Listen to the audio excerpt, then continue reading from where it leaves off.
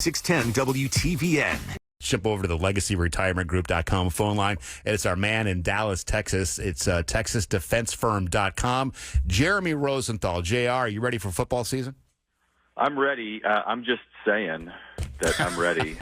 I see what you did there. What you did there.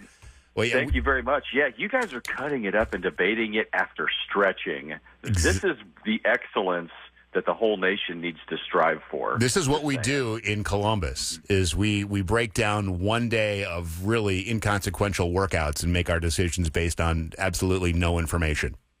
It's just... You guys are like Cowboys fans, except you win. I mean, that's kind of what...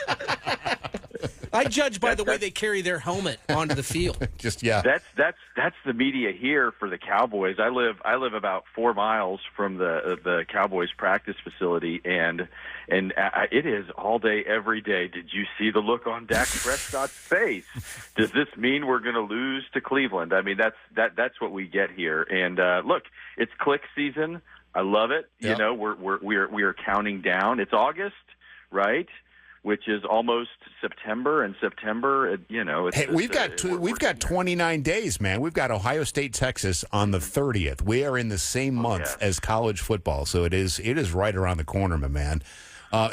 Reason we wanted to have you on, a couple legal stories that caught my eye. One of these stories, which is really an inconsequential story to you and me, it doesn't really affect us. It's this whole cheating CEO with his head of HR that sort of captivated the country for a couple of days at that Coldplay concert. They were on the Kiss Cam. Their reaction, the reactions told the entire story, what was going on there.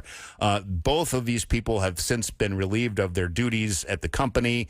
I'm guessing they've got some marital issues now, but it does kind of open up a bigger question about workplace romance and, you know, what that does. And, you know, from a legal aspect, Jeremy Rosenthal, can bosses require you to reveal a workplace romance? I think they can, yeah. Listen, you don't have a right to work at any particular place. And in Texas, where I am, it's very employer friendly. The laws really favor the boss. But no, I think they can require you to disclose those things. In fact, when you take a job, for most bigger companies, smaller companies struggle sometimes with policies and procedures. When you're a mom and pop shop, you might not have the guidelines that are kind of down. But the higher up the food chain that you go, the more national your company is, the more complex it is, the higher likelihood that they're going to have something in place that you signed. One of the 18 documents when you walked in the place is going to say that there are fraternization policies, there are policies in place about disclosure. So I do think that they can require that. And listen. I mean, for a good reason. The companies act on their pocketbook. They act on their wallet. They don't want to get sued, and they're just measuring twice and cutting once is sort of how you have to expect them to behave. And I also saw this guy. His name escapes me. Andy Byron, the former CEO of the Astronomer Company.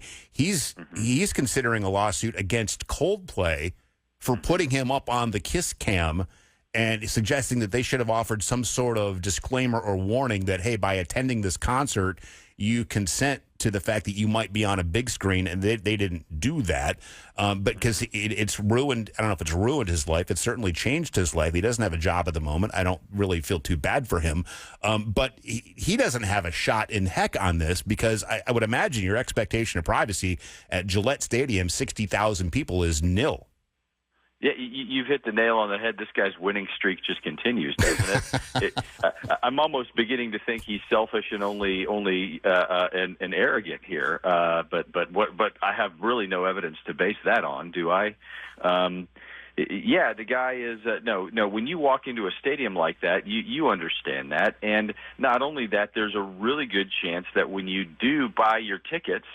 Online these days is where I think you buy the vast majority of your tickets, at least I do. You click through a lot of language, you click through a lot of boilerplate, and in some part of it, there's language that says, I know that when I walk in here that they can use this picture for publicity, right? I've got Sure. I've got pictures of big football stadiums where I've been at the game, and I am one of those little grains of sand from the what you didn't get my consent, so I'm gonna no that it doesn't work that way, and I think that even if he's got a correct theory, any jury will laugh him out of court, and I think that a lawsuit like that would be shameful. Jeremy Rosenthal, TexasDefenseFirm.com. Did you get the email I sent you about this dealership issue in Lima, Ohio?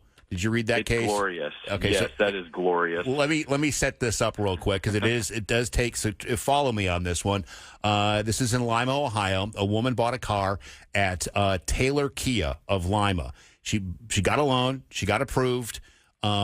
She gets the car home. A month after buying the car, the dealership came and repoed the vehicle because they said there was not enough available information to finalize the loan, according to the documents. It wasn't about her credit score or her inability to pay. It was a clerical thing. There wasn't enough information to finalize the loan, so they went and they repoed the car while she was at work. Well, she was upset. She did some Googling, and she discovered that the name of the dealership, this is Taylor Kia of Lima, did not exist according to the Ohio Secretary of State's office. So they did not register their name as a business. What did she do? She went and purchased that name. So now she has the name Taylor Kia of Lima. It registered in her own name. She sent them a cease and desist saying they can't use the name of the dealership. I want my car back. All right, so take it from there. This sounds like a little tit for tat. Oh, it's better than that. Yeah, she flipped the script on these people.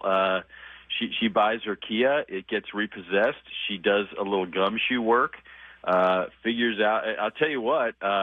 Anybody who's listening to this story that runs a business, go get your name registered. Go get your name registered. Do it today, because this lady goes out and registers the Kia dealership in her name because these guys didn't, and now it's already gone up the courts once and is in an appeal and came back. Their lawyers, they've already spent $30,000 on this case. Okay, they would give this lady her car back in a heartbeat at this point if they could.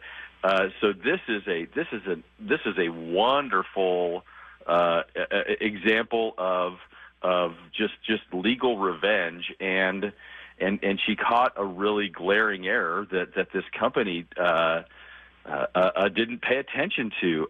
So it is extremely clever. Win, lose, or draw this lawsuit, I think she's sort of proved her point. So yeah, very, very clever. Very clever. Why, just if all she wants is her car back, why don't they just settle and say, okay, the loan has been finalized. Here's your vehicle back. Give us our name back, and we'll call it even. But I don't know why they're staying in court on this. Because sometimes when you are in court and you are debating these things, sometimes you're not negotiating with another person. Sometimes this person is being advised by the lawyer voice in their head that is giving them advice. You cannot negotiate with people who are. Oh, how do I say this as politely as possible? Careful. Well, she's really good at this, so I don't want to upset her if she's listening. Because how far are you guys from Lima? Far enough. Far. I mean, they can hear us in Lima, but she's not listening. Okay. Well, I'm on Todd Walker in Lima. I'm on with the radio with him a bit, so we need to be careful. But yeah, it's hard to negotiate with some people. We'll leave it at that. Yeah, and lawyers, Jeremy, you're one of my faves. You know that, but lawyers typically get in the way on these kind of things, and they won't let it drop because it means a little payday for them as well. So. Motion for a bigger Christmas bonus. That's right. Hey, good to talk to you, my friend. Have a great weekend. Take care, guys.